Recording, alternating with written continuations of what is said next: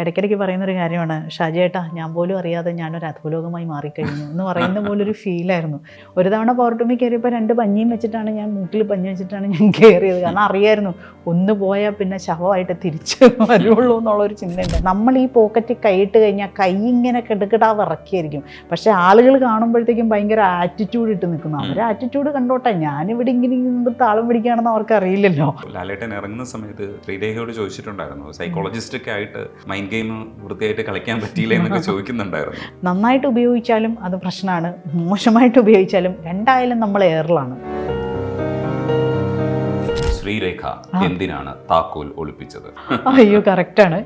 First വിചാരിച്ച എന്താണെന്ന് വെച്ചാൽ എൻ്റെ കാര്യം തീർന്നു. കാരണം എനിക്ക് അൾഷിമേഴ്സാണ്. മറ്റേ തന്മാത്ര പടത്തിലെ കണ്ട പോലെ പോയി, കംപ്ലീറ്റ് പോയി. തിരിച്ചു ചെല്ലുമ്പോൾ ഞാൻ എൻ്റെ ഹസ്ബൻഡിനെ തിരിച്ചറിയില്ല, വീട്ടുകാരെ തിരിച്ചറിയില്ല. അപ്പം ഞാൻ ആ ലെവലിൽ പറന്നുകൊണ്ടിരിക്കുകയാണ്. പുറത്ത് ഹേറ്റേഴ്സ് ഉണ്ടെന്നുള്ള മനസ്സിലാക്കിയാണ് ജാസ്മിൻ കളിക്കുന്നതെന്നാണ് എനിക്ക് മനസ്സിലാവുന്നത്. ഈവൻ ഗബ്രി ഔട്ടായതിന് ശേഷമാണെങ്കിലും ഭയങ്കരമായിട്ട് ജാസ്മിൻ ബ്രേക്ക് ഡൗൺ ആയി കരയുകയൊക്കെ ചെയ്തെങ്കിലും പിറ്റേ എപ്പിസോഡ് ഷൂട്ട് ചെയ്യുമ്പോൾ ജാസ്മിൻ ഭയങ്കര കൂളായിട്ട് വന്നിട്ടാണ് ആൻസേഴ്സ് തന്നത്.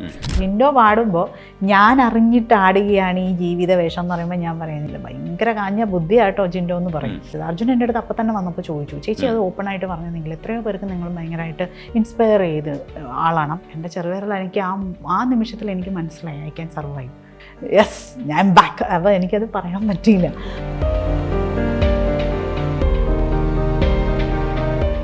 ശ്രീരേഖയാണ് നമുക്കപ്പോൾ. ഹായ്, നമസ്കാരം. ഒരുപാട് പ്രതിസന്ധികൾ മറികടന്ന് ഇപ്പോൾ ശരീരം തളർന്നു പോകുന്നൊരവസ്ഥയിൽ നിന്ന് ഇഴഞ്ഞ ജീവിതത്തിലേക്ക് തിരിച്ചു വന്നിട്ട്, അതും ക്യാൻസർ പേഷ്യൻ്റ് ആയിരുന്ന അച്ഛനാണ് സംരക്ഷിച്ചതെന്ന് കേൾക്കുമ്പോൾ ശ്രീരേഖ എവിടെ നിന്നാണ് വരുന്നതെന്ന് മനസ്സിലാവുന്നുണ്ട്. ആ ഒരാൾ ബിഗ് ബോസിൽ ഒരു 63 ദിവസം പൂർത്തിയാക്കിയിട്ട് ദേ വന്നൊക്കെയാണ്. ഭയങ്കര ഒരു ചലഞ്ചാണ്, പക്ഷേ സന്തോഷമുള്ളൊരു കാര്യമല്ലേ? തീർച്ചയായിട്ടും. എല്ലാം പറഞ്ഞു കഴിഞ്ഞു. അപ്പോൾ അതൊരു വലിയ ചലഞ്ചായിരുന്നു. പിന്നെ കടന്നു വന്നതിൻ്റെ അത്രയും ചലഞ്ച് അല്ല എന്നുള്ളൊരു തോന്നലാണ് അവിടെ ഇത്രയും ദിവസം നിൽക്കാൻ തന്നെ എന്നെ പ്രേരിപ്പിച്ചത്. അത് തന്നെ വലിയ കാര്യം. അതൊരു ചെറിയ കാര്യമല്ലെന്ന് നമുക്ക് മനസ്സിലാവുന്നുണ്ട്.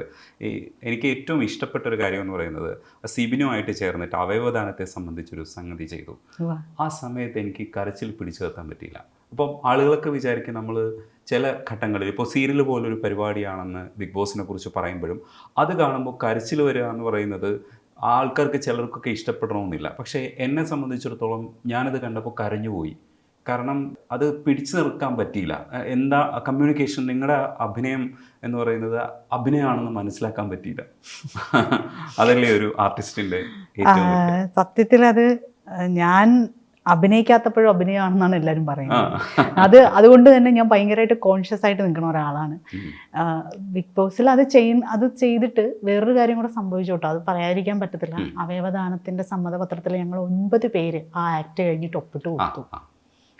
അത് ലാലേട്ടനോട് പിന്നെ പറയുന്നുണ്ടായിരുന്നു തുടരണം എന്ന് പറയുന്നു. പറഞ്ഞിട്ട് അദ്ദേഹം അടുത്ത ആഴ്ച തന്നെ ആ പേപ്പേഴ്സ് നമുക്ക് തന്നിട്ട് താല്പര്യമുള്ളവർക്ക് ഒപ്പിടാം എന്ന് പറഞ്ഞു. 9 പേരാണ് അതിൽ ഞാൻ ഉൾപ്പെടെ ചെയ്തത്. എന്നെ സംബന്ധിച്ചിടത്തോളം അതൊരു ബക്കറ്റ് ലിസ്റ്റുള്ള ഒരു കാര്യമായിരുന്നു. പക്ഷെ അത് സാധിക്കും എന്ന് വിചാരിച്ച് നമ്മൾ ആ ആക്ട് ചെയ്തതല്ല. ആക്ട് എല്ലാവരും ടാസ്കൊക്കെ ചെയ്തിട്ട് മൈൻഡ് ഭയങ്കരമായിട്ട് ഡൗൺ ആയിട്ടൊക്കെ ഇരിക്കുന്ന സമയത്ത് ഒന്ന് റിഫ്രഷ്മെൻറ്റ്, ഒരു പാട്ടോ ഡാൻസോ അല്ലെങ്കിൽ ഒരു സ്കിറ്റോ എന്തെങ്കിലും ചെയ്യാം എന്ന് പറഞ്ഞത് കൊണ്ട് പെട്ടെന്ന് തട്ടിക്കൂട്ടിയ ഒരു സ്കിറ്റായിരുന്നു അത്. അപ്പോൾ അതുകൊണ്ടൊരു ഇമ്പാക്റ്റ് ഉണ്ടാക്കാൻ പറ്റിയത് തന്നെ വലിയൊരു കാര്യമാണ്. അപ്പോൾ കരഞ്ഞു എന്ന് പറഞ്ഞത് അതിൽ കൂടുതലൊരു എനിക്ക് സന്തോഷിക്കാൻ വേറൊന്നും കിട്ടുന്നില്ല. ശരിക്കും ഈ ചില സിനിമകൾ കാണുമ്പോൾ നമ്മൾ ചില പോയിന്റ്സിലായിരിക്കും നമ്മളിത് കണക്ട് ആവുക. ഇത് പുറത്തു നിന്നാണ് ബിഗ് ബോസ് ഞാൻ കണ്ടുകൊണ്ടിരിക്കുന്നത്. ഇവരെന്ത് ചെയ്യുന്നു, ഇവരെന്തൊക്കെ ചെയ്യണേ എന്നൊക്കെ ചോദിച്ചുകൊണ്ടിരിക്കുന്നത് നമ്മൾ പെട്ടെന്ന് ഉള്ളിലേക്ക് വലിച്ചിടപ്പെട്ടു. ഞാൻ ഇത് കഴിഞ്ഞിട്ടാണ് മനസ്സിലാക്കുന്നത്, അയ്യോ ഞാൻ ഈ ബിഗ് ബോസ് ഒന്നും അങ്ങനെ കാണുന്ന ആളല്ലല്ലോ എന്നൊക്കെ ആലോചിച്ചിട്ട് ഞാൻ വിചാരിക്കുന്നു. അപ്പോൾ നമുക്ക് പെട്ടെന്ന് നമ്മളെ ഒരു ആർട്ടിസ്റ്റിന് എൻ്റെ ഉള്ളിലേക്ക് പിടിച്ചിടാൻ കഴിയുമെന്നുള്ളതാണ്. പക്ഷെ നിങ്ങൾ നന്നായിട്ട് ചെയ്തു കേട്ടോ. Thank you. പക്ഷെ അത് കഴിഞ്ഞിട്ട് എനിക്ക് ഇമോഷണലി എന്നെ ഇത് ചെയ്തതെന്ന് വെച്ചാൽ, സിബിൻ വാതിലിൻ്റെ അവിടെ പോയിരുന്നു. ആ സമയം വരെ എനിക്കൊന്നും തോന്നിയിട്ടില്ല. പക്ഷെ വാതിലിൻ്റെ അവിടെ പോയിരുന്നിട്ട് എനിക്ക് പറ്റണില്ല എന്ന് പറഞ്ഞിട്ട് അയാൾ പുലമ്പുന്ന സമയത്ത് ഞാൻ വിചാരിച്ചു ഞാൻ തന്നെയാണെന്ന് തോന്നുന്ന ഒരു സംഭവമില്ലേ, അവിടെ അത് വർക്ക് ചെയ്തു. അപ്പം എനിക്ക് വീണ്ടും സങ്കടം വന്നൊരു ഏരിയ ആയിരുന്നു. അതെ, എന്താ ഇവർ ആരും പോയിട്ട് ഇത് സിബിനോടൊന്നും ആശ്വാസവും പറയുന്നില്ലേ, സിബിൻ ഒറ്റയ്ക്ക് വിട്ടിരിക്കണം എന്നൊക്കെ പറയുന്ന ഒരു ഫീലായിരുന്നു എനിക്കുണ്ടായത്. സത്യത്തിൽ സിബിനെ ഒറ്റയ്ക്ക് വിടാൻ സിബിൻ തന്നെ ആവശ്യപ്പെട്ടിട്ട് സിബിൻ അങ്ങനെ മാറിയിരുന്നതാണ്. ഞങ്ങളെല്ലാവരും ചെല്ലുന്നുണ്ടായിരുന്നു. ഏറ്റവും കൂടുതൽ എനിക്ക് തോന്നുന്നു സിബിൻ എന്നോടും സംസാരിച്ചിട്ടുണ്ടായിരുന്നു. കുറേ നേരം എന്നോട് സംസാരിച്ചു, ചേച്ചി എനിക്കിങ്ങനെ ഒരു ബുദ്ധിമുട്ട് വരുന്നുണ്ട്, എനിക്കിങ്ങനെ ഒരു നിൽക്കാൻ പറ്റാത്ത പോലെ, എനിക്കങ്ങനെ കുറച്ച് മൈൻഡ് ഭയങ്കരമായിട്ട് ഡൗൺ ആണ് ചേച്ചി എന്ന് സംസാരിച്ചിരുന്നു. അപ്പോൾ ആ സമയത്ത് രാവിലെ ഞങ്ങൾ സംസാരിച്ചതിന് ശേഷം സിബിൻ തന്നെ പറഞ്ഞു എനിക്ക് കുറച്ച് സമയം വേണം ബിഗ് ബോസ് എന്ന് പറഞ്ഞിട്ട് ബിഗ് ബോസിനോട് സമയം ആവശ്യപ്പെട്ടിട്ട് ബിഗ് ബോസിനെ കൊണ്ട് അനൗൺസ് ചെയ്യിപ്പിച്ചിരുന്നു. സിബിന് ഫ്രീ ആയിട്ട് മാറിയിരിക്കാൻ കുറച്ച് ടൈം കൊടുക്കണം, ഒന്ന് റിലാക്സ് ആയിട്ടിരിക്കാൻ, ആരും ചെന്ന് ശല്യം ചെയ്യരുത് എന്നൊരു അങ്ങനെ ഒരു പറച്ചിൽ അവിടെ ഉണ്ടായതിന് ശേഷമാണ് ആരും പോവാതിരുന്നത്. അപ്പോൾ അത് സിബിൻ ആവശ്യപ്പെട്ട് വാങ്ങിയൊരു ഏകാന്തത തന്നെയായിരുന്നു അവിടെ. പിന്നെ പക്ഷേ സിബിൻ ആ സമയത്ത് ഒരു റീതിങ്ക്, തിരിച്ചു വരാൻ പറ്റുമോ, മൈൻഡിനെ ഒന്ന് സ്റ്റേബിളാക്കി പിടിച്ച് നിർത്താൻ പറ്റുമോ എന്ന് നോക്കട്ടെ എന്ന് സിബിൻ തന്നെ പറഞ്ഞു. പക്ഷെ അത് അവിടെ കഴിഞ്ഞതിന് ശേഷം സിബിൻ പക്ഷെ അത് പറ്റിയില്ല. സിബിൻ ഭയങ്കരമായിട്ട് പിന്നീട് വന്നത് വേറൊരു ഇതായിട്ടാണ്. പക്ഷെ ഞങ്ങളോടൊന്നും പിന്നീട് സംസാരിച്ചില്ല. പിന്നീട് അവിടെ എന്ത് നടന്നു നമുക്കറിയില്ല. സിബിൻ നമ്മളോട് ആരോടും സംസാരിക്കാൻ നിന്നില്ല. ഡയറക്റ്റായിട്ട് ബിഗ് ബോസിൻ്റെ അടുത്ത് കൺഫെഷൻ റൂമിലേക്ക് കയറി പോവുകയാണ് ഉണ്ടായത്. പിന്നെ ബിഗ് ബോസ് അനൗൺസ് ചെയ്യുമായിരുന്നു. ശ്രീരേഖ പുറത്തു വന്നതിന് ശേഷം സിബിന് സംഭവിച്ച കാര്യങ്ങൾ സിബിൻ പറഞ്ഞതൊക്കെ കേട്ടായിരുന്നു. ഞാൻ പുറത്ത് വന്നതിന് ശേഷം ഒരു സോഷ്യൽ മീഡിയയിലും കയറിയില്ല. എൻ്റെ ഇൻസ്റ്റാഗ്രാം ആണെങ്കിൽ അടിച്ചു പോയി. ഞാൻ അതിനകത്തായിരുന്നപ്പോഴേ അത് പോയായിരുന്നു. പിന്നെ ഞാൻ സോഷ്യൽ മീഡിയ പേഴ്സൺ അല്ല കേട്ടോ. ഞാൻ ശരിക്കും ഒരു സോഷ്യൽ മീഡിയ പേഴ്സൺ അല്ല. തിരിച്ച് വന്നിട്ടൊന്നും കണ്ടില്ല. ചെറിയ കുറേ ഷോർട്സ് വീഡിയോയൊക്കെ അതൊക്കെ മാത്രമേ ഞാൻ കണ്ടിട്ടുള്ളൂ. ഇനി വിശദമായിട്ട് കാണണം, കാരണം ഒരുപാട് കോൺട്രവേഴ്സീസ് ഉണ്ട് എന്നുള്ളത് പുറത്തെത്തിയപ്പോൾ അതിലുണ്ടായിരുന്ന 1-2 ഫ്രണ്ട്സിൻ്റെ അടുത്ത് അവിടെ നിന്ന് എവിക്റ്റായിപ്പോയവർ തന്നെ എന്നെ വിളിച്ച് പറഞ്ഞിരുന്നു. അപ്പോൾ അതൊക്കെ ഈ ദിവസങ്ങളിലാണ് ഞാൻ മാക്സിമം ഞാനൊന്ന് റിഫ്രഷ് ആവാനായിട്ടാണ് എനിക്ക് ടൈം എടുത്തത്. ഞാനൊന്ന് വന്നിട്ട് ഒന്ന് പിന്നെയും ഒന്ന് പൊരുത്തപ്പെടാൻ, ഈ മൈക്കില്ലാത്ത ജീവിതവുമായിട്ടൊക്കെ ഒന്ന് പൊരുത്തപ്പെടാം. ക്യാമറ ഇല്ലാത്ത ഇല്ല, ലൈറ്റായിട്ട് മറ്റേ മൈക്കായിരുന്നല്ലോ തൂങ്ങിക്കിടക്കുന്ന, അത് നമ്മളെപ്പോഴും കറക്റ്റ് ചെയ്തിടുന്ന ഇതായിരുന്നു. അതൊക്കെ ഞാൻ ഇടയ്ക്കിടയ്ക്ക് തപ്പണുണ്ട്. അപ്പോൾ അതൊക്കെ ആയിട്ടൊന്ന് പൊരുത്തപ്പെടാൻ ഈ 2 ദിവസം നമ്മളൊന്ന് സാവകാശം. സിബിനെ കോണ്ടാക്ട് ചെയ്തില്ല. പക്ഷെ സിബിൻ്റെ കുറേ ഇതുപോലെയുള്ള സ്റ്റേറ്റ്മെൻറ്റ്സും കാര്യങ്ങളും ഇൻ്റർവ്യൂസും ഉണ്ട് എന്നുള്ള രീതിയിൽ കുറച്ച് പേര് ഷോർട്സൊക്കെ അയച്ചു തന്നു. ഞാൻ കൂടുതലും കണ്ടില്ല ആ സമയം, വീട്ടിൽ വന്നതുകൊണ്ട് തന്നെ. ഇനി വേണം എനിക്ക് അതിനെക്കുറിച്ചൊക്കെ ഒന്ന് അറിയാനായിട്ട്. കാരണം സിബിൻ അവിടെ വെച്ച് ഡിസ്റ്റർബ്ഡ് ആയിരുന്നു. സിബിൻ ലാസ്റ്റ് സംസാരിച്ച വ്യക്തികളിൽ ഒരാൾ ഞാനാണ്. ഞാൻ തന്നെയാണ് സിബിനോട് പറഞ്ഞത്, സിബിൻ കുറച്ചൊക്കെ ഒന്ന് മാക്സിമം ട്രൈ ചെയ്യുക, കുറച്ചല്ല മാക്സിമം ട്രൈ ചെയ്യുക. കാരണം സിബിൻ ഭയങ്കര സ്ട്രോങ് ആയിട്ടുള്ളൊരു കണ്ടസ്റ്റൻ്റ് ആയിരുന്നു എന്നാണ് എനിക്ക് തോന്നിയിട്ടുള്ളത്. സിബിന് നല്ല വ്യക്തമായിട്ടുള്ളൊരു ധാരണയോടുകൂടി വന്ന ഒരാളാണ്. പ്രത്യേകിച്ചും ഒരു വൈൽഡ് കാർഡ് എൻട്രിയാണ്. അവിടെ അതുവരെ നടന്നിട്ടുള്ള എല്ലാ കാര്യങ്ങളെക്കുറിച്ചൊരു ധാരണയുണ്ട്. സോ സിബിന് നന്നായിട്ട് പ്ലേ ചെയ്യാൻ പറ്റും. പക്ഷെ പെട്ടെന്ന് എന്താണ് പറ്റിയത്, സിബിന് ഇത്രയും ഡൗൺ ആവാൻ എന്താണ് പറ്റിയത് എന്നുള്ളതിനെ കുറിച്ച് നമുക്ക് റെസ്ട്രിക്ഷൻസ് ഉണ്ടായിരുന്നു. സിബിനോട് ഉള്ളിലുള്ളവർക്ക് ചോദിക്കാനായിട്ടുള്ള റെസ്ട്രിക്ഷൻസ് ഉണ്ടായിരുന്നു. സിബിൻ തന്നെ ഒരു ഹീലിംഗ് ടൈം എടുക്കട്ടെ എന്നുള്ളൊരു സജഷനും ഉണ്ടായിരുന്നു. സിബിൻ്റെ ഭാഗത്ത് തന്നെയാണ് അത് വന്നതും. ഈ സിബിനൊക്കെ വന്നതിന് ശേഷം പൂജ ഉൾപ്പെടെയുള്ള ആൾക്കാർ വരുമ്പോഴാണ് നമ്മളിത് കുറച്ചുകൂടെ ഒരു ഭംഗിയായിട്ട് വരുന്നു എന്നൊക്കെ ആൾക്കാർ അഭിപ്രായം പറയുന്ന ഒരു സ്പേസിലേക്ക് വന്നു. പക്ഷെ പെട്ടെന്ന് സിബിൻ ഡൗൺ ആകുമ്പോഴത്തേക്ക് ഷോയെ അത് ബാധിച്ചിട്ടുണ്ടെന്ന് മനസ്സിലാക്കുന്നുണ്ട്. പക്ഷേ ഈ പറയുന്ന രീതിയിൽ ഒരു കരുത്തുള്ള കണ്ടസ്റ്റൻ്റ് ആയിരുന്നില്ലേ സിബിൻ? നമ്മൾ ഒന്നാമത് ഷോ മൊത്തത്തിൽ ഒരു സിജോയുടെയും പ്രശ്നങ്ങളും കുറേ പ്രശ്നങ്ങൾ അവിടെ ഉണ്ടായിരുന്നു. അൺഎക്സ്പെക്റ്റഡ് ആയിട്ടുള്ള കുറേ കണ്ടസ്റ്റൻസ് പോകുന്നു. പിന്നീട് എങ്ങനെയായിരിക്കണം എന്നുള്ളതിൽ എങ്ങനെയാവും എന്നുള്ളൊരു ചിന്തയായിരുന്നു ഞങ്ങൾക്ക് എല്ലാവർക്കും. അപ്പോഴാണ് വൈൽഡ് കാർഡ് എൻട്രീസ് വന്നത്. അവരുടെ 6 പേര് വന്നവരും 6 പേര് മികച്ചവർ തന്നെയായിരുന്നു. അവിടെ ഒന്നുകിൽ അവിടെ നിൽക്കുന്നവരോ അല്ലെങ്കിൽ അവിടെ നിന്ന് പോയവരെക്കാളും ഒക്കെ കട്ടയ്ക്ക് നിൽക്കുന്ന ആളുകളാണ് അവിടെ വന്നിരുന്നത്. അപ്പോൾ സിബിനും പൂജയൊക്കെ വന്നപ്പോഴത്തേക്കും എല്ലാവർക്കും ഒരു ഭയങ്കര ഒരു എക്സൈറ്റ്മെൻ്റ് ആയിരുന്നു.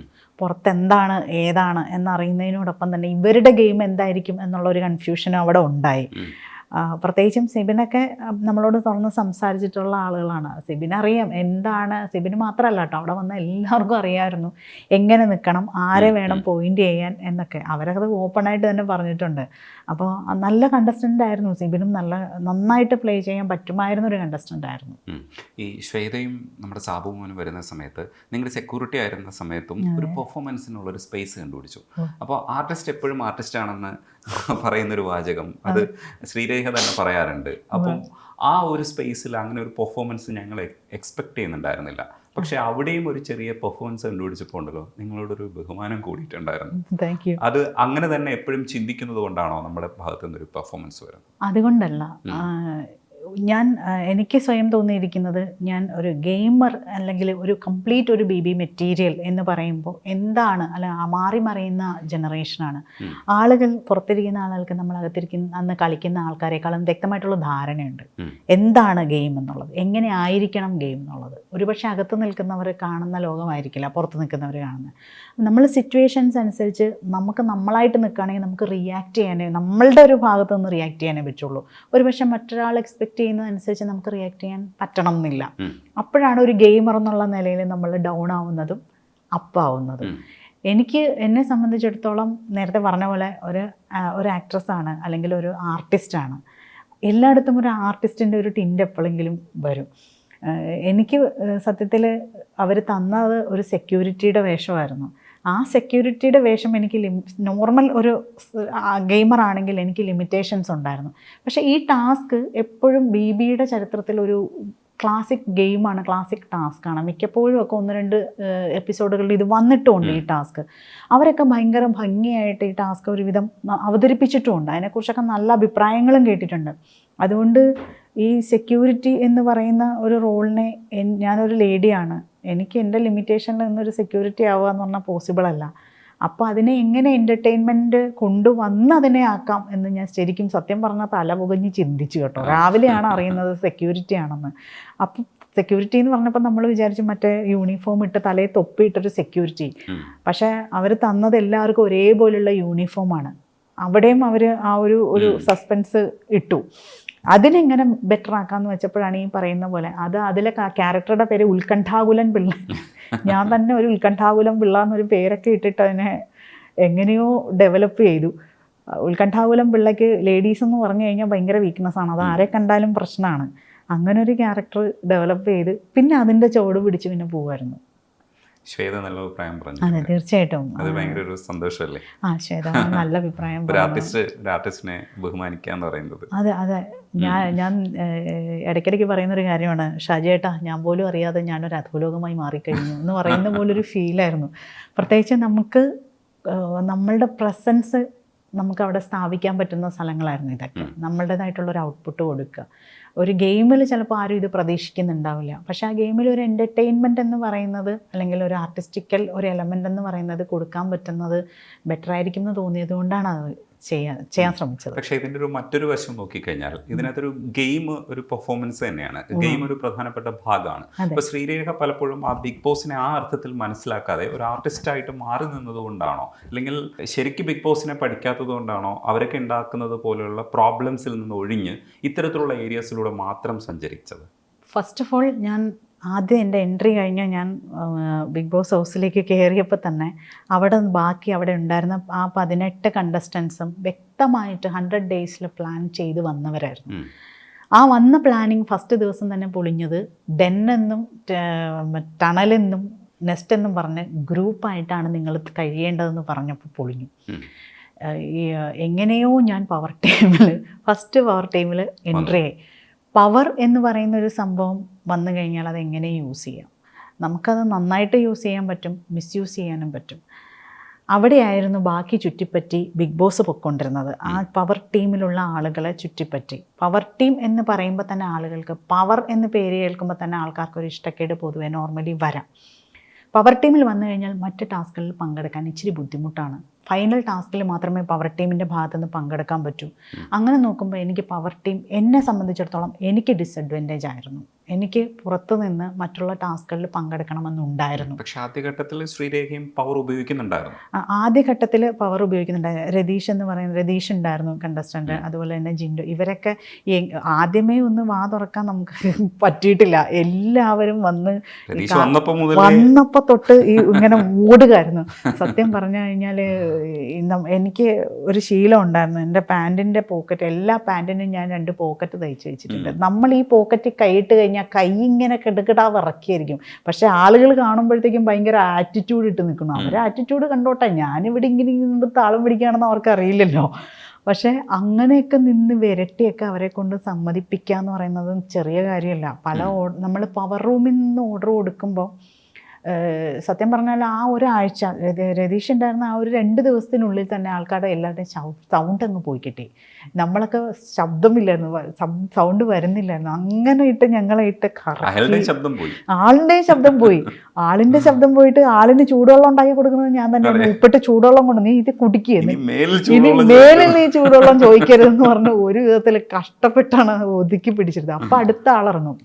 ശരിക്കും ഒരു സ്കൂളിൽ ഒരു ലീഡർ എങ്ങനെയാണ് പിള്ളേരെ, കുട്ടികളെ, ക്ലാസ്സിലെ ബാക്കിയുള്ള കൂട്ടുകാരെ നിയന്ത്രിക്കുന്നതെന്ന് പറഞ്ഞ പോലെ ആയിരുന്നു. ആ ഇടയ്ക്ക് നമുക്ക് മിസ്സായി പോയ കുറേ ടാസ്കുകളുണ്ട്. പവർ ടീമിന് പിന്നെ ഫൈനൽ ടാസ്കേ ചെയ്യാൻ പറ്റുള്ളൂ. അപ്പോൾ അതുകൊണ്ട് തന്നെ നമുക്ക് കിട്ടുന്ന ഡെയിലി ടാസ്കുകൾ, ആ ഡെയിലി ടാസ്കുകളിൽ മിസ്സാക്കാതെ ഇരുന്നെങ്കിൽ ഒരുപക്ഷെ ഈ പറയുന്ന ഒരു പരാതിക്ക് ചിലപ്പോൾ ഇടം കൊടുക്കാൻ പറ്റില്ലായിരുന്നു. എനിക്കും ചിലപ്പോൾ നന്നായിട്ട് ബെറ്ററായിട്ട് പെർഫോം ചെയ്യാൻ പറ്റിയേനെ. ആദ്യത്തെ ടാസ്കുകളൊക്കെ ഭയങ്കര ഇൻട്രസ്റ്റിംഗ് ടാസ്കുകൾ, നല്ല രസമുള്ള ടാസ്കുകളായിരുന്നു.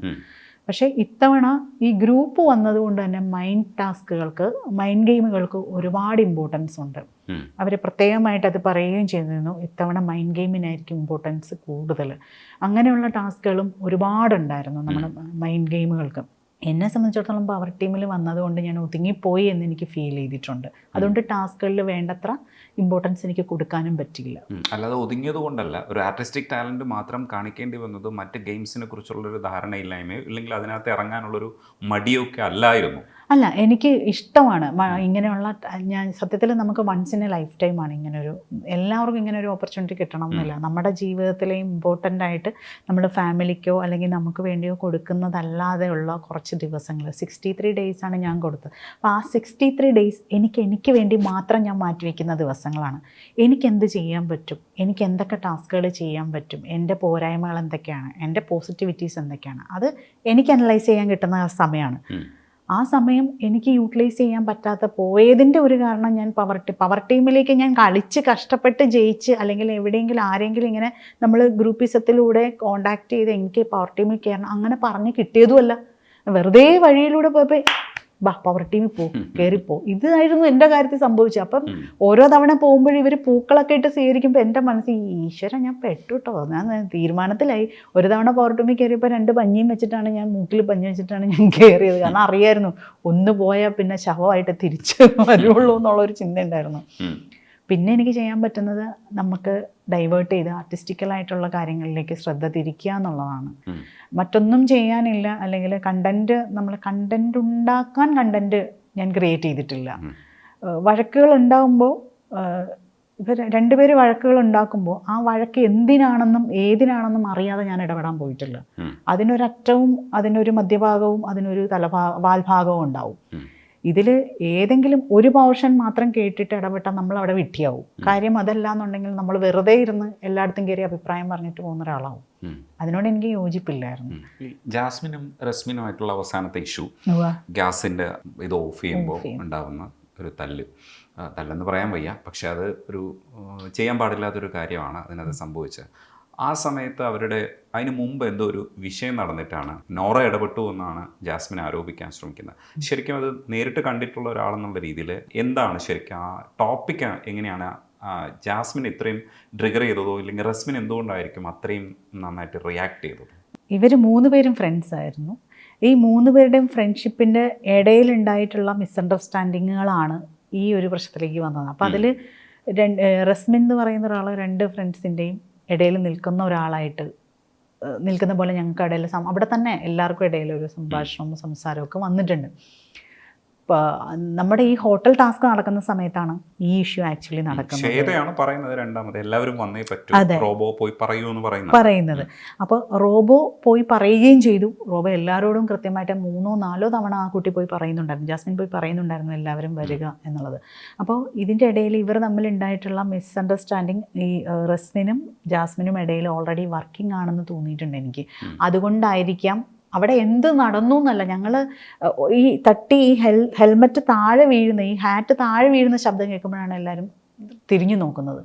ആക്ച്വലി ആദ്യമൊക്കെ വിചാരിച്ചത് എന്താണെന്ന് വെച്ചാൽ ജാസ്മിൻ റസ്മിനെ എന്തെങ്കിലും ചെയ്തിട്ടുണ്ടാവാം എന്നാണ് ഫസ്റ്റ് തോട്ട് പോയത്. അപ്പോൾ അപ്പം തന്നെ ഞാൻ അങ്ങോട്ട് ജാസ്മിനെ ചെന്നു. നിങ്ങളൊക്കെ ഭയങ്കരമായിട്ട് തെറ്റിദ്ധരിക്കുന്നുണ്ടല്ലേ? അല്ല, അങ്ങനെയല്ല. ഇല്ല, അത് പിന്നെ പറയാം. ഇത് അതെ തുറന്ന് അതെ. പറയും. അപ്പോൾ ആ സമയത്ത് കാരണം പുള്ളിക്കാരി തിരിഞ്ഞു നിൽക്കുമായിരുന്നു, റസ്മിൻ തിരിഞ്ഞു നിൽക്കുമായിരുന്നു. ആ റസ്മിനെ ഒരുപാട് പേര് ആശ്വസിപ്പിക്കുന്നുണ്ട്. അപ്പോൾ പെട്ടെന്ന് നമ്മൾ വിചാരിച്ചു പുള്ളിക്ക് എന്തോ പറ്റി. അപ്പോൾ ജാസ്മിൻ ഒറ്റയ്ക്ക് ഇങ്ങനെ നിൽക്കുന്നുണ്ട്. നേരെ ഞാൻ അങ്ങോട്ട് ചെന്നു. അപ്പോൾ ജാസ്മിൻ ഇങ്ങനെ പറഞ്ഞുകൊണ്ടിരിക്കുകയാണ്, നിങ്ങളെല്ലാവരും വന്നിരിക്കുക, നിങ്ങളെല്ലാവരും വന്നിരിക്കുക എന്ന് പറഞ്ഞുകൊണ്ടിരിക്കുന്നുണ്ട്. എന്താണ് പ്രശ്നം എന്ന് ചോദിച്ചിട്ട് ആരും ഒന്നും പറയുന്നില്ല. അപ്പോൾ റസ്മിനെ നോക്കിയപ്പോഴാണ് റസ്മിൻ ഭയങ്കരമായിട്ട് ദേഷ്യപ്പെട്ട് നിൽക്കുന്നത് കണ്ടത്. അപ്പോഴാണ് സംഭവം ഏകദേശം ഹാറ്റ് താഴെ കിടക്കുന്നു മനസ്സിലായത്. പിന്നീട് ഇവർക്കിടയിലുള്ള ഒരു മിസ്അണ്ടർസ്റ്റാൻഡിങ് മറ്റുള്ള നോറ കണ്ടസ്റ്റൻ്റ് അവർക്കിടയിൽ സംസാരിക്കുകയും അത് വളർത്തുകയൊക്കെ ചെയ്തു എന്നുള്ളത് അറിയുന്നത് പിന്നീടാണ്. പക്ഷെ അത് അപ്പം തന്നെ അവർ സോർട്ട് ഔട്ടും ചെയ്തിരുന്നു. അന്ന് രാത്രി അല്ലെങ്കിൽ പിറ്റേ ദിവസമൊക്കെ ആയപ്പോഴത്തേക്കും രണ്ടുപേരും കൈകോർത്ത് പിടിച്ച് നടക്കുന്നത് നമ്മൾ കണ്ടതാണ്. ആ മിസ്അണ്ടർസ്റ്റാൻഡിങ് അവിടെ തീർക്ക് എന്ന് ഞാൻ പറഞ്ഞിട്ടുണ്ടായിരുന്നു ജാസ്മിനോട്. അത് സംസാരിച്ച് തീർക്ക്, വെറുതെ ഒരു വിഷയം ആക്കണ്ടെന്ന് പറഞ്ഞ് അവർ സോൾവ് ചെയ്യുകയും ചെയ്തു. അത് ഞാൻ പറഞ്ഞുകൊണ്ടല്ല, അല്ലാതെ തന്നെ അവർ സോൾവ് ചെയ്തായിരുന്നു. ഈ മൈൻഡ് ഗെയിമിൻ്റെ കാര്യം പറയുമ്പോൾ ലാലേട്ടൻ ഇറങ്ങുന്ന സമയത്ത് ശ്രീരേഖയോട് ചോദിച്ചിട്ടുണ്ടായിരുന്നു, സൈക്കോളജിസ്റ്റൊക്കെ ആയിട്ട് മൈൻഡ് ഗെയിം വൃത്തിയായിട്ട് കളിക്കാൻ പറ്റിയില്ല എന്നൊക്കെ ചോദിക്കുന്നുണ്ടായിരുന്നു. ചോദിച്ചു. എന്തായിരുന്നു അതിനുള്ളൊരു മറുപടി?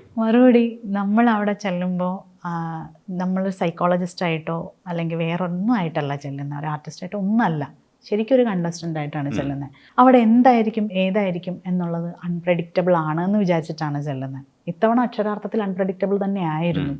മുൻപ് ഇപ്പോൾ എത്ര പഠിച്ചു വന്നിട്ടുള്ള ആൾക്കാരാണെങ്കിലും അവിടെ ചെന്നത് വേറൊരു ലോകത്തിലേക്കാണ്. പ്രത്യേകിച്ച് ഈ 4 മുറി കണ്ടപ്പോൾ തന്നെ നമ്മളെല്ലാവരുടെയും കാറ്റുപോയി, സത്യം പറയാമല്ലോ. പിന്നെ ഒരു ബ്ലാങ്ക് ആയിരുന്നു, എന്തിനെ ചെയ്യണം, എന്ത് ചെയ്യണം. പിന്നെ നമ്മുടെ നിലനിൽപ്പിന് വേണ്ടിയിട്ടുള്ള ഓരോ ഗെയിമായിട്ടാണ്, സ്ട്രാറ്റജീസ് ആയിട്ടാണ് ഓരോരുത്തരും മുമ്പോട്ട് പോയത്. എന്നെ സംബന്ധിച്ചിടത്തോളം ഞാൻ പവർ റൂമിലേക്ക് എത്തി. പവർ റൂം എന്താണെന്ന് ആർക്കും അറിയില്ല. ഇപ്പോൾ എനിക്ക് തോന്നുന്നു ലാസ്റ്റ് നിന്നവർക്ക് പോലും അറിയില്ല, എനിക്കും അറിയില്ല എന്താണ് പവർ റൂം. നന്നായിട്ട് ഉപയോഗിച്ചാലും അത് പ്രശ്നമാണ്, മോശമായിട്ട് ഉപയോഗിച്ചാലും രണ്ടായാലും നമ്മൾ എയറിലാണ് എന്ന് പറയുന്നത് പോലെ. പിന്നെ ഒരു മീഡിയം ലെവലിൽ നിൽക്കുക. പക്ഷെ നമുക്ക് ഇഷ്ടപ്പെടാത്ത അഭിപ്രായങ്ങൾ വന്നാൽ അത് ശരിയല്ല, എനിക്കത് ചെയ്യാൻ പറ്റില്ല എന്ന് പറയുക. ഞാനിത് മാത്രമാണ് അവിടെ ചെയ്തിട്ടുള്ളത്. പവർ റൂമിലാണെങ്കിലും ഓരോ തവണയും പവർ റൂമിൽ നിന്ന് മാറാൻ ശ്രമിക്കും, എന്നെ പിന്നെയും പിടിച്ച് പവർ റൂമിലിടും. ഇന്നാ ചേച്ചി അവിടെ നിന്നാൽ മതി എന്ന് പറഞ്ഞ് തന്ന പോലെയാണ് എനിക്ക് ഫീൽ ചെയ്ത്. എന്നെ ആരും പവർ റൂമിലിടരുത്, ഞാനൊന്ന് പോയി ഗെയിം കളിച്ചോട്ടെ എന്ന് പറഞ്ഞാലും കാര്യം ഉണ്ടായിരുന്നില്ല. ഇവിടെ നമ്മളൊരു ഗെയിമിൻ്റെ ഭാഗമാവുകയോ അല്ലെങ്കിൽ ഒരു സിറ്റുവേഷൻ അനുസരിച്ച് ബിഹേവ് ചെയ്യുകയോ ചെയ്യണമെങ്കിൽ ആ സിറ്റുവേഷനോ ആ ഗെയിമോ എന്താണെന്ന് നമ്മൾ ഓൾറെഡി അറിഞ്ഞിരിക്കണം. നമുക്ക് ഇൻസ്റ്റൻ്റായിട്ട് വരുന്ന സിറ്റുവേഷനിൽ നമ്മൾ എങ്ങനെ ഇൻസ്റ്റൻ്റായിട്ട് പ്രതികരിക്കുന്നു, എങ്ങനെ ഇൻസ്റ്റൻ്റായിട്ട് പ്രവർത്തിക്കുന്നു എന്നുള്ളതാണ് ഗെയിം എന്നാണ് എനിക്ക് തോന്നിയത്. അപ്പോൾ ലാൽ സാറ് ചോദിച്ചു, സൈക്കോളജിസ്റ്റ് ആയിരുന്നിട്ട് നിങ്ങൾക്കത് വെച്ച് മനസ്സിലാക്കാൻ പറ്റിയില്ലേ? അയ്യോ, അത് മനസ്സിലാക്കാനുള്ളതുണ്ടായിരുന്നെങ്കിൽ നമ്മൾ ആരായി പോയേനെ. സൈക്കോളജി പഠിച്ചിട്ട് നമ്മുടെ മുമ്പിൽ ഒരാൾ വന്നിരിക്കാൻ നമ്മൾ അതനുസരിച്ച് അനലൈസ് ചെയ്യാനാണെങ്കിൽ ദൈവമേ ഇത് ഫുള്ള് സ്ട്രാറ്റജി ആണല്ലോ എന്ന് ചോദിച്ചാൽ നമുക്കൊരു ട്രസ്റ്റ് ഇഷ്യൂ വരും. അവിടെ ട്രസ്റ്റ് ഇഷ്യൂവിന് സ്ഥാനമില്ല. ട്രസ്റ്റുകൾക്ക് അവിടെ ട്രസ്റ്റ് ഇല്ല, അല്ലെങ്കിൽ ട്രസ്റ്റും വേണ്ട, ട്രസ്റ്റ് ഇഷ്യൂവും വേണ്ട. എല്ലാവരും ഗെയിമേഴ്സാണ്. At the end of the day എല്ലാവരും ഗെയിം കളിക്കുകയാണ്. ഗെയിമിന് പല പല സ്ട്രാറ്റജീസ് ഉപയോഗിക്കും. നമുക്ക് സ്ട്രാറ്റജീസ് മനസ്സിലാവുന്നുണ്ടായിരുന്നു. ഞാൻ സ്വീകരിച്ചത് അതവരുടെ ഗെയിമാണ്, ലെറ്റ് ദം പ്ലേ. ഇത് എൻ്റെ ഒരു സ്ട്രാറ്റജി. അവരങ്ങനെ പ്ലേ ചെയ്താൽ ഞാൻ ഏത് രീതിയിലൂടെ പോകണം എന്ന് ചിന്തിക്കാൻ, അത് മാത്രമാണ് ഞാൻ ചിന്തിച്ചത്. അപ്പോൾ അതായിരുന്നു എൻ്റെ ഉത്തരം. അതായിരുന്നു ലാൽ സാർ, ഞാൻ അവിടെ വന്ന് സൈക്കോളജിസ്റ്റ് ആണെന്നൊക്കെ മറന്നുപോയി എന്ന് പറഞ്ഞാൽ അത് സത്യസന്ധമായി പറഞ്ഞതാണ്. പക്ഷെ ഒടുവിൽ അമ്മയ്ക്ക് കത്തെഴുതുന്ന സമയത്ത് ഒരു കുഞ്ഞ് വേണമെന്നുള്ളൊരു അമ്മയുടെ ആവശ്യം വളരെ സെൻറ്റിമെൻ്റലായിട്ട് കത്തിനകത്ത് എഴുതിയിരുന്നു. അതായിരിക്കും ഞാൻ അവിടെ സത്യത്തിൽ എല്ലാവരെയും കുറിച്ചും ഞാൻ അതിൽ പറഞ്ഞിട്ടുണ്ടായിരുന്നു. ഞാൻ അഭിഷേക് അമ്മയ്ക്ക് ലെറ്റർ എഴുതുന്നതെന്നും പറഞ്ഞിട്ടുണ്ടായിരുന്നു. കാരണം അത് നമുക്ക് ലെറ്റർ എഴുതാൻ കിട്ടുന്ന സമയത്ത് ഇവരെല്ലാവരും പലയിടത്തായിട്ട് ഇരിക്കുകയാണ്. എനിക്ക് കാണാം ഇവരെല്ലാവരും ഇരുന്ന് എന്താ ചിന്തിക്കുന്നത്. ചിലർ തല ചൊറിഞ്ഞിട്ട് ഇങ്ങനെ ഇരിക്കണം, എന്തെഴുതണം ഏതെഴുതണം. ചിലർ ഭയങ്കര സ്ട്രാറ്റജിക്കലി ആലോചിക്കുന്നു. അപ്പോൾ ഞാൻ എല്ലാവരുടെയും പേര് അതിൽ മെൻഷൻ ചെയ്തിട്ടുണ്ടായിരുന്നു. പിന്നെ രണ്ടാമത് പറഞ്ഞൊരു കുഞ്ഞിനെ, അത് നമ്മുടെ ലൈഫിലെ ഏതൊരു വ്യക്തിയുടെയും സ്വപ്നമാണല്ലോ, അത് സാക്ഷാത്കരിക്കട്ടെ. അല്ല, അതെന്തുകൊണ്ടായിരിക്കും ബിഗ് ബോസിനകത്ത് പോയി നിൽക്കുമ്പോൾ അങ്ങനെ ഒരു കത്തിൽ അത്തരമൊരു എലമെന്റ് വരാൻ കാരണം എന്തായിരിക്കും? അത് എൻ്റെ അമ്മ ഏറ്റവും കൂടുതൽ എൻ്റെ അടുത്ത് പറഞ്ഞിട്ടുള്ളൊരു കാര്യം അതാണ്. സിൻസിയറായിട്ട് എഴുതിയതാണ്. കാരണം ബാക്കിയുള്ളവരുടെയൊക്കെ കത്ത് കേട്ടില്ലേ എങ്ങനെ ഉണ്ടായിരുന്നെന്ന്. അപ്പോൾ അത് ആ ഒരു എലമെൻറ്റ് ഞാൻ അതിലേക്ക് കൊണ്ടുവരാൻ വേണ്ടി ചെയ്തതല്ല, ഓട്ടോമാറ്റിക്കലി എഴുതിയപ്പോൾ അമ്മ എൻ്റെ അടുത്ത് എപ്പോഴും ആവശ്യപ്പെടുന്ന 2 കാര്യങ്ങൾ. ഒന്ന്, അമ്മയുടെ കൂടെ കൂടുതൽ സമയം സ്പെൻഡ് ചെയ്യുക. പിന്നെ 2, ലൈഫിലൊരു ടേണിംഗ് പോയിൻ്റാണ് നമുക്ക് അങ്ങനെ ഒരു ഫാമിലി, അങ്ങനെ ഒരു കുഞ്ഞ്, അതൊക്കെ എപ്പോഴും പറയുന്നതാണ്. അപ്പോൾ അതുകൊണ്ടാണ് ഞാൻ ആ ഒരു എലമെൻ്റ് എഴുതിയത്. അല്ലാണ്ട് വേറൊന്നും അത് സെൻറ്റിമെൻറ്റ്സ് ആകും എന്ന് വിചാരിച്ച് എഴുതിയതല്ല. എൻ്റെ അമ്മയ്ക്ക് ജീവിതത്തിൽ ആദ്യമായിട്ട് എഴുതിയൊരു കത്താണ് ഞാൻ. ഒരിക്കലും എഴുതിയിട്ടില്ല. അവിടെയുള്ള ആരും മിക്കവാറും എഴുതാനുള്ള ചാൻസും ഇല്ല. നമ്മുടെ അമ്മയ്ക്ക് നമ്മൾ കത്തെഴുതുന്ന കാലമല്ലല്ലോ ഇപ്പോൾ. ഒന്ന് ഫോൺ വിളിച്ചാൽ അടുത്തുണ്ട്. അപ്പോൾ ആദ്യമായിട്ട് കിട്ടിയപ്പോൾ സത്യത്തിൽ വെപ്രാളമായിരുന്നു, വെകിളിയായിരുന്നു. എന്തെഴുതണം എന്നുള്ളതൊരു അഭിപ്രായം, അറിവോ ഒന്നും ഉണ്ടായിരുന്നില്ല. അപ്പോൾ അമ്മ എൻ്റെ അടുത്ത് ആവശ്യപ്പെട്ട 2 കാര്യങ്ങൾ, അതിൻ്റെ വാല്യൂ എനിക്ക് അവിടെ നിൽക്കുമ്പോഴാണ് മനസ്സിലാവുന്നത്. നമുക്ക് വീട് വിട്ട് വരുമ്പോഴല്ലേ നമ്മുടെ വീട്ടിലുള്ളത് മിസ് ചെയ്യുമ്പോൾ നമ്മൾ മനസ്സിലാവണേ. അങ്ങനെ എഴുതിയതാണ്. ഈ ബിഗ് ബോസ് ചോദിക്കുമ്പോൾ ചോദിച്ചാൽ, ശ്രീരേഖ എന്തിനാണ് താക്കോൽ ഒളിപ്പിച്ചത്? അതാണല്ലോ അതിൻ്റെ ഒരു മീറ്റർ. അയ്യോ, കറക്റ്റാണ് പറഞ്ഞ വോയിസ് ഒക്കെ കറക്റ്റ് ആട്ടോ, അടിപൊളി. Thank you. ഞാൻ താക്കോൽ ഒളിപ്പിച്ചതല്ല. സത്യം പറഞ്ഞാൽ അന്നൊരു ഗെയിം ഉണ്ടായിരുന്നു, ഒരു സ്കൂൾ കുട്ടിയുടെ ഒരു ഗെയിം ഉണ്ടായിരുന്നു. അപ്പോൾ എന്നെ ഈ ഗെയിം കൺഫെഷൻ റൂമിൽ വെച്ച് ആ ഗെയിം വായിപ്പിച്ചത് എന്നെ കൊണ്ടാണ്.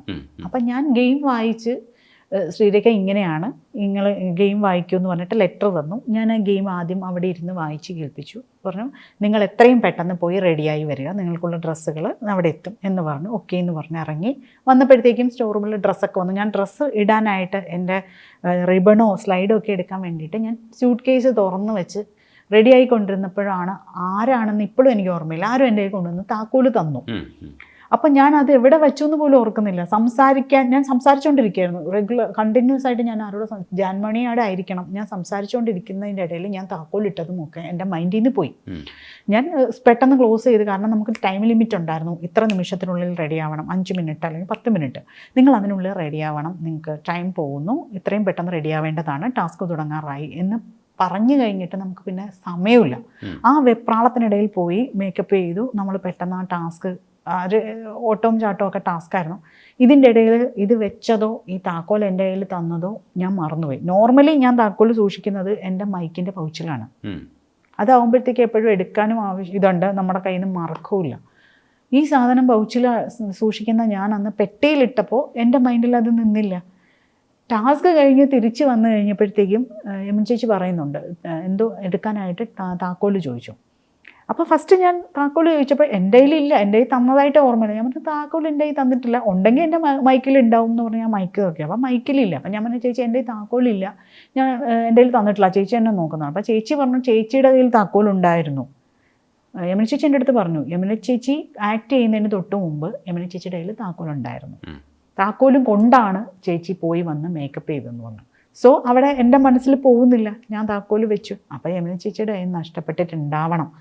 അപ്പോൾ ഞാൻ എന്നിട്ട് യമന ചേച്ചി നമുക്ക് തപ്പാം, അല്ലെങ്കിൽ അത് വലിയ വിഷയമാവുമെന്ന് പറഞ്ഞിട്ട് ഞാനും കൂടെ പോയിട്ടാണ് യമന ചേച്ചിയുടെ കൂടെ തപ്പുന്നത്. അപ്പോഴും എൻ്റെ ഈ മനസ്സിൽ പോണില്ല എൻ്റെ പെട്ടിയിലുണ്ടെന്നും, അതൊക്കെ മൈൻഡിൽ നിന്ന് പോയി. ഞാൻ ഫുൾ ഗെയിമിലായിരുന്നു. അപ്പം ഞാൻ മറന്നേ പോയി. അപ്പം ഞാൻ ചേച്ചിയോട് പറഞ്ഞു, ചേച്ചി നമുക്ക് വിഷമിക്കണ്ട, താക്കോല് കിട്ടും. അപ്പം ഞാൻ എല്ലാ ക്യാമറകളുടെ അടുത്തും ചെന്ന് പറയേണ്ട, ബിഗ് ബോസ് താക്കോല് പോയിട്ടുണ്ടായിരുന്നു, ഞങ്ങളോടൊന്ന് പറഞ്ഞു തരുമോ, ഗൈഡ് ചെയ്യുമോ, എവിടെയാണ് താക്കോൽ, ആരുടെ കയ്യിലായിരുന്നു താക്കോലെന്നൊന്ന് പറഞ്ഞു തരുമോ എന്ന് ചോദിച്ചു. പക്ഷേ ഒരു അറിയിപ്പുണ്ടായില്ല. സാധാരണ നമുക്ക് എന്തെങ്കിലും ഇൻസ്ട്രക്ഷൻ കിട്ടുന്നതാണ്, ഒന്നും ഉണ്ടായില്ല. വീട് മുഴുവൻ തപ്പി, ഞാനും പോയി തപ്പി. അവസാനം എനിക്ക് തോന്നി ഇനി അറിയാതെങ്ങാനും വല്ലയിടത്ത് എവിടെയെങ്കിലും വെച്ചിട്ടുണ്ടോ. പക്ഷെ ഞാൻ വെച്ചിട്ട് ഞാൻ തപ്പിയെടുക്കുന്നത് ശരിയല്ല. ആരെങ്കിലും ഉണ്ടെങ്കിൽ വന്ന് എല്ലാവരും നമ്മുടെ സാധനങ്ങൾ പരിശോധിക്കുക, ഇനി ഇൻ കേസ് അയലത്തുണ്ടെങ്കിൽ നിങ്ങൾ തന്നെ എടുത്തോളൂ എന്ന് പറഞ്ഞു. ആരും വന്നില്ല. അപ്പം ഞാൻ തന്നെ വന്ന് എൻ്റെ പെട്ടി തുറന്നു. അപ്പോഴും എനിക്ക് പെട്ടിയിലുണ്ടെന്ന് ചിന്തിച്ചിട്ടല്ല, ഞാൻ തുറന്നതും പെട്ടിക്കകത്ത് താക്കോലിരിക്കണം. അപ്പോൾ ഞാൻ എന്താണെന്ന് വെച്ചാൽ ഫസ്റ്റ് വിചാരിച്ച എന്താണെന്ന് വെച്ചാൽ എൻ്റെ കാര്യം തീർന്നു. കാരണം എനിക്ക് അൾഷിമേഴ്സാണ്. ഞാനങ്ങോട്ട് ഉറപ്പിച്ചു. മറ്റേ തന്മാത്ര പടത്തിലെ കണ്ട പോലെ പോയി, കംപ്ലീറ്റ് പോയി. തിരിച്ച് ചെല്ലുമ്പോൾ ഞാൻ എൻ്റെ ഹസ്ബൻഡിനെ തിരിച്ചറിയില്ല, വീട്ടുകാരെ തിരിച്ചറിയില്ല. അപ്പം ഞാൻ ആ ലെവലിൽ പറന്നുകൊണ്ടിരിക്കുകയാണ്. താക്കോല് പോയി. ഞാൻ ഇത്രയും നേരമായിട്ട് 2.5 മണിക്കൂറായിട്ട് താക്കോല് തപ്പി. അവസാനം പെട്ടിക്കകത്ത് താക്കോല് തന്നിട്ട് ഇത് ആരെൻ്റെ കയ്യിൽ തന്നു, ഞാൻ എപ്പോൾ വെച്ചൊന്നും എൻ്റെ ഓർമ്മയില്ല. ഞാൻ അപ്പോൾ ഉറപ്പിച്ച് തീർന്ന് അമ്മണീഷ്യ, അല്ലെങ്കിൽ എൻ്റെ കാര്യം തീർന്ന് കട്ടപ്പോകാം. പക്ഷേ ആ ഒരു സമയത്തിൽ അതൊരു വെറും ഒരു മറവി തന്നെയായിരുന്നു. പക്ഷേ അവിടെ വേറൊരു രീതിയിലാണ് അത് വന്നത്, ഞാൻ മനഃപൂർവ്വം ചെയ്തതാണ്. അപ്പോൾ അതെനിക്ക് കുറേ കൂടി ഹാർട്ടായി. എന്തെങ്കിലും ഒരു കാരണവശാൽ ഇപ്പം എൻ്റെ പെട്ടിയിൽ നിന്ന് അത് കിട്ടി, എനിക്ക് ചിലപ്പോൾ ഓർമ്മയില്ലാണ്ട് ഞാൻ വേറെ എവിടെയെങ്കിലും വെച്ചിരുന്നെങ്കിൽ അത് അവരുടെ ജെന്യൂനിറ്റിയെ സംശയിക്കുന്ന ഒരു കാര്യമായി മാറിയണേ. അപ്പോഴും കുറ്റം എൻ്റെ ഭാഗത്താണ്. എൻ്റെ മറവി കാരണം ഇത് പോയല്ലോ എന്ന് വെച്ചാണ് ഞാൻ താക്കോൽ തപ്പി. അതായത് താക്കോൽ മനഃപൂർവ്വം വെച്ചല്ല, ഞാൻ വിട്ടേ പോയി. കാരണം അത്രയ്ക്കുള്ള ടൈം പിന്നീട് കിട്ടിയുള്ളൂ. ഇപ്പം നമ്മൾ സംസാരിച്ചുകൊണ്ടിരിക്കണേന് താക്കോൽ എന്നാന്ന് പറഞ്ഞിട്ട് താക്കോൽ തരുന്നു, ഞാൻ ഇവിടെ ഇടുന്നു, ഞാൻ ജോലി ചെയ്യുന്നു, ഞാൻ അടച്ചു വെച്ച് പോയി, വിട്ടുപോയി. അതാണ് സംഭവിച്ചത്. അത് ഭയങ്കര ഇഷ്യൂ ആയിരുന്നു. പിന്നെ സമരമൊക്കെ വന്നു. പൊട്ടിക്കരഞ്ഞു. ഞാൻ പൊട്ടിക്കരഞ്ഞു. എനിക്ക് അമ്നീഷ്യായി. ഞാൻ എങ്ങനെ വീട്ടിൽ ചെല്ലും? ഞാൻ വീട്ടിലെങ്ങനെ ചെല്ലും? അമ്നീഷ്യായി പോയില്ലേ? ഞാൻ തിരിച്ചറിഞ്ഞില്ലെങ്കിൽ തീർന്നില്ലേ? തന്മാത്ര സിനിമയൊക്കെ ആയിരുന്നു മനസ്സിൽ കൂടെ പൊക്കോണ്ടിരുന്നത്. തീർന്നു. അതിനാണ് ഞാൻ കരഞ്ഞത്. ഞാൻ ഡൗൺ ആയിപ്പോയി. ഒരു പ്രധാനപ്പെട്ട വിഷയമായിട്ട് വന്നത് ജാസ്മിൻ ഗബ്രി റിലേഷൻഷിപ്പാണ്. ബിഗ് ബോസിൻ്റെ ആദ്യഘട്ടം മുതൽ ഈ ഘട്ടം വരെ ചർച്ച ചെയ്തിരുന്ന ഒരു റിലേഷൻഷിപ്പാണ്. ഗബ്രി പുറത്തു പോയതിന് ശേഷവും ഡിസ്കസ് ചെയ്യുന്നത് ജാസ്മിൻ ഗബ്രി റിലേഷൻഷിപ്പ് എന്തായിരുന്നു, ജാസ്മിൻ ഗബ്രിയെ പറ്റിക്കായിരുന്നു, ഗബ്രി ജാസ്മിനെ പറ്റിക്കായിരുന്നു എന്നൊക്കെയായിരുന്നു. ഇപ്പം പറ്റിക്കുന്നത് ആരാണ് എന്താണെന്നുള്ളതിനെ കുറിച്ച് ഇപ്പം വലിയ ധാരണ എനിക്കും ഇല്ല. സത്യത്തിൽ കുറേ കഴിഞ്ഞപ്പോഴത്തേക്കും ഏകദേശം നിങ്ങൾ എന്തെങ്കിലും വായിക്കും, എനിക്ക് ഗെയിം കളിക്കണം എന്നുള്ള രീതി. കാരണം ഞാനായിരുന്നു അന്ന് കണ്ടിട്ടുണ്ടാവും, എൻ്റെ റൂമിലായിരുന്നു ഇവർ രണ്ടുപേരും അപ്പുറത്തും ഇപ്പുറത്തും. ഞാൻ പറയുകയും ചെയ്തു ലാൽസാറിൻ്റെ അടുത്ത്, യേശുക്രിസ്തുവിൻ്റെ ഇടതും വലതും രണ്ട് കള്ളന്മാർ കിടന്ന പോലെ ഞാൻ കിടക്കുക, നേരെ ഇത് മൂടുക. കിടന്ന അപ്പം തന്നെ എന്താണെന്നറിയില്ല, നിദ്രാദേവിക്ക് എന്നെ ഭയങ്കര ഇഷ്ടമാണെന്ന് പറഞ്ഞാൽ ഞാൻ അപ്പം തന്നെ ചിലപ്പോൾ കിടന്നുറങ്ങിപ്പോവും. പക്ഷേ ഇവർ തമ്മിലൊരു നല്ലൊരു ബോണ്ടിങ്, ഭയങ്കരമായിട്ടുള്ള ഒരു ബോണ്ടിങ് ഉണ്ടായിരുന്നു. ഞാൻ ഒരിക്കലും, പക്ഷേ ഞാനെന്നല്ല മറ്റൊരു കണ്ടസ്റ്റൻസിൻ്റെ കാര്യം എനിക്കറിയില്ല, കുറച്ച് പേരെങ്കിലും അത് അവരുടെ ഒരു സ്പേസിൽ കയറിയിട്ട് നമ്മളത് അന്വേഷിച്ചിട്ടില്ല. നിങ്ങൾ എന്താണ് അതൊന്നും ചോദിക്കേണ്ട കാര്യമില്ല. കാരണം അവർ ചെറിയ കുട്ടികളല്ല, അവർ ഗ്രോണപ്പ് ആൾക്കാരാണ്, ഒരു 23ക്ക് മേലെ പ്രായമുള്ള ആൾക്കാരാണ്.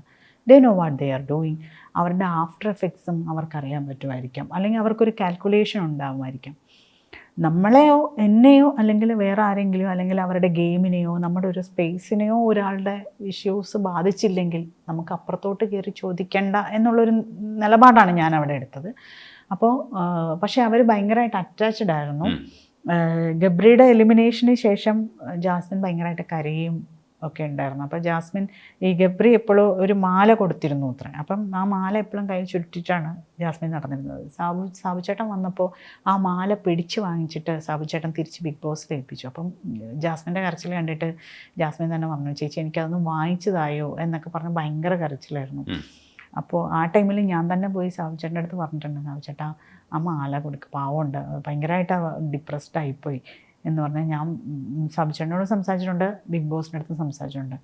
പക്ഷേ ആസ് ഗെയിമേഴ്സ് ഇവരെന്ത് റിലേഷൻ ആയാലും, ഇപ്പോൾ ഫ്രണ്ട്ഷിപ്പ് ആയാലും അതിന് മേലെ ആയാലും, ആസ് ഗെയിമേഴ്സ് രണ്ടുപേരുടെയും ഗെയിമിൽ നിന്ന് അവരൊരു തരി പോലും പുറകോട്ട് പോയിട്ടില്ല. നല്ല എക്സ്ട്രീംലി ബ്രില്യൻ്റ് ആയിട്ടുള്ള രണ്ട് ഗെയിമേഴ്സ് ആയിരുന്നു അവർ രണ്ടുപേരും. ജാസ്മിൻ ശരിക്കും 23 വയസ്സുകാരി മാത്രമാണ്. അതൊരു ഇത്രയും പേരോട് പിടിച്ചു നിൽക്കുക. അപ്പോൾ സീനിയേഴ്സ് ആയിട്ടുള്ള ആൾക്കാർ ഒരുപാട് പേരുണ്ട്, കുറച്ച് പേരേ ഉള്ളൂ, ഒരുപാട് പേരില്ല. ബാക്കി ഈ ഗെയിമേഴ്സിനെ വെച്ച് നോക്കുമ്പോഴത്തേക്ക് ജാസ്മിൻ്റെ ഒരു പ്രായം പരിഗണിക്കുമ്പോൾ ജാസ്മിൻ ഭയങ്കര ഒരു ഫൈറ്റർ അല്ലേ.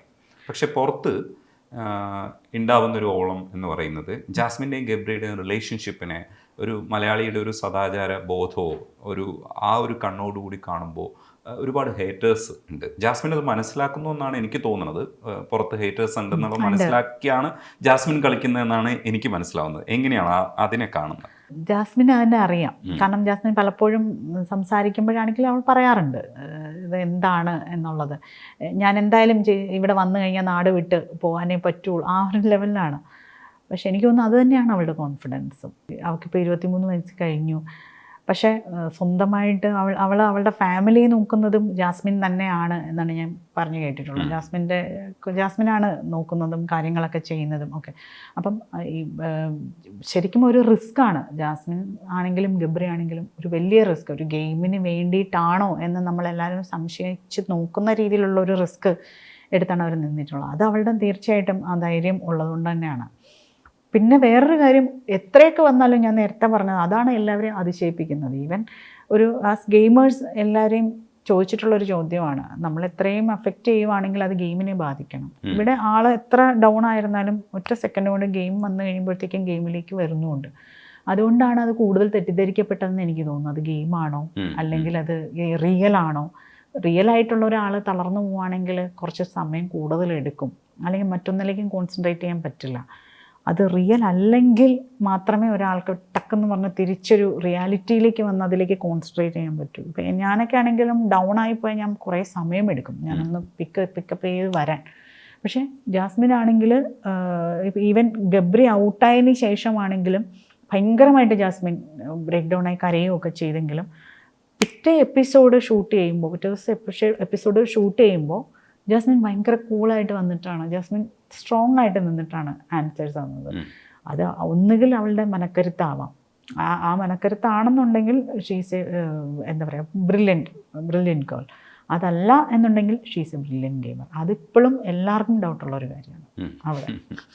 ഈ ജിൻഡോയെ കുറിച്ചുള്ള ശരിക്കും സത്യസന്ധമായ അഭിപ്രായം അതെന്താണ് സത്യസന്ധമായെന്ന് ചോദിക്കാൻ പറയാൻ മടിയുണ്ടാവാതിരിക്കാൻ വേണ്ടി? ഇല്ല, ഒരിക്കലും ഇല്ല. ജിൻഡോ വന്നപ്പോൾ തൊട്ട് ജിൻഡോയും ഞാനും കൂടുതൽ സംസാരിച്ചിട്ടുള്ള ആളുകളാണ്. ജിൻഡോ എപ്പോഴും ഒരു പറയും, അല്ലെങ്കിൽ ഒരു പാട്ട് പാടും, വേഷങ്ങൾ ജന്മങ്ങൾ. ആ പാട്ട് എപ്പോഴും ജിൻഡോ പാടും. അപ്പം ജിൻഡോ ഞാൻ എപ്പോഴും വഴക്കും പറയും. ജിൻഡോയ്ക്ക് 2 തല്ലൊക്കെ കൊടുത്തിട്ടുണ്ട്. ജിൻഡോ നീ എന്തിനാ ഈ പാട്ടൊക്കെ പാടുന്നത്? അപ്പം അതിലൊരു വരി ജിൻഡോ ചേഞ്ച് ചെയ്തിട്ടാണ് പാടുന്നത്. പിന്നെ വേഷം മാറാൻ നിമിഷങ്ങൾ, നാം അറിയാതെ ആടുകയാണ് ഈ ജീവിത വേഷം എന്നാണ് റിയൽ ആയിട്ടുള്ള സോങ്. ജിൻഡോ പാടുമ്പോൾ ഞാൻ അറിഞ്ഞിട്ട് ആടുകയാണ് ഈ ജീവിത വേഷം എന്ന് പറയുമ്പോൾ ഞാൻ പറയുന്നത് നീ ഇത്ര ഇതായിട്ട് നിന്നാലും ഭയങ്കര കാഞ്ഞ ബുദ്ധിയായിട്ടോ ജിൻഡോ എന്ന് പറയും. അപ്പോൾ ജിൻഡോ എന്ന് പറയുന്ന ആൾ നന്നായിട്ട് ഗെയിമിനെ കുറിച്ച് വ്യക്തമായ ധാരണയോടുകൂടി വന്നിട്ടുള്ള ഒരാളാണ്. ഗെയിം എന്താണെന്നറിയാം, ആ ഗെയിമിനെ എങ്ങനെ സമീപിക്കണമെന്നും അറിയാം. ജിൻഡോ എന്ന് പറയുന്ന ഒരാളെ അണ്ടർ എസ്റ്റിമേറ്റ് ചെയ്യുന്നവരാണ് യഥാർത്ഥത്തിൽ ഫൂളിഷായിട്ട് നിൽക്കുന്നതെന്ന് എനിക്ക് ഫീൽ ചെയ്തിട്ടുണ്ട്. അത് ജിൻഡോയോട് ഞാൻ പറഞ്ഞിട്ടുമുണ്ട്. ജിൻഡോയ്ക്ക് നന്നായിട്ട് അറിയാം. ജിൻഡോ എപ്പോഴും ചിരിക്കും ഞാനത് പറയുമ്പോൾ. Jinto no what he's doing. Brilliant ആയിട്ടുള്ള ഒരു ഗെയിമറാണ് ജിൻഡോ. ഈ കാര്യങ്ങൾ പറയുന്ന സമയത്ത് തന്നെ ശ്രീരേഖ ചില കാര്യങ്ങൾ പറയുമ്പോൾ ജീവിതത്തെ സംബന്ധിച്ച്, ജീവിതത്തിൻ്റെ ലൈഫ് സ്റ്റോറി പറയുന്ന സമയത്ത് ഒരു മിതത്വം പാലിച്ചു. ചിലതൊക്കെ ഞാൻ അവിടം വരെ മതി.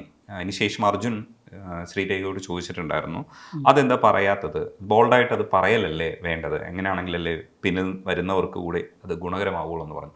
എന്തുകൊണ്ടായിരിക്കും അവിടെ വെച്ച് ലൈഫ് സ്റ്റോറി പറച്ചില്ല അങ്ങനെ മതിയെന്ന് തീരുമാനിച്ചത്?